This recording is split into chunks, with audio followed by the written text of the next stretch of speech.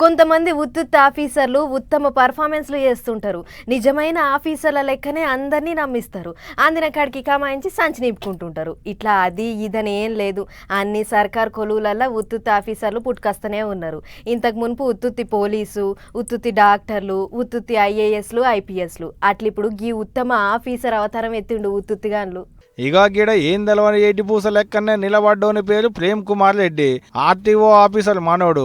RTO officer అయితే గిట్లా చేతులు కట్టుకొని ఎందుకు నిలబడ్డాడు అని అంటారా? ఉత్తిత్తి ఆర్టీఓ దండకి ఇంకొక నెంబర్ వేసుకొని ఉప్పల్ ఏరియాలో ఆర్టీఓ వేషం కట్టి గట్టిగానే సంపాదించిండు. మేము కాంక్రీట్ మిల్లర్ వర్క్ ఈ బిల్డింగ్ స్లాబ్ లేచే పని చేస్తాం. వీళ్ళంతా మేము అందరూ అదే పని చేస్తాం. ఫేక్ ఆర్టీఓ మాకు ఒక 1 year అబోవ్ అవుతుంది. 1 year నుంచి మేము 2000, 3000, 5000, 7000, 8000 ఎట్లా దొరికితే అట్లా తీసుకుంటున్నాడు.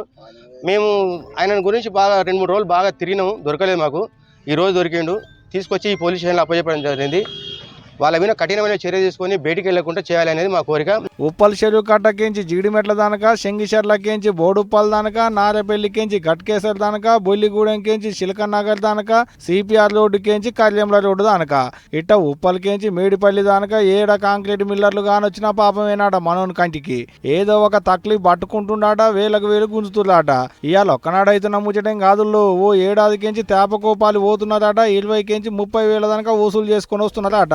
యాస్టకు వచ్చిన కాంక్రీట్ మిల్లర్ల ఓనర్లు, మేస్త్రీలు పోయి పోలీసు వాళ్ళకు ఫిర్యాదైతే ఇగో ఒకరినైతే దొరకబట్టేది కానీ ఇంకొకటి తప్పించుకొని తిరుగుతుండట.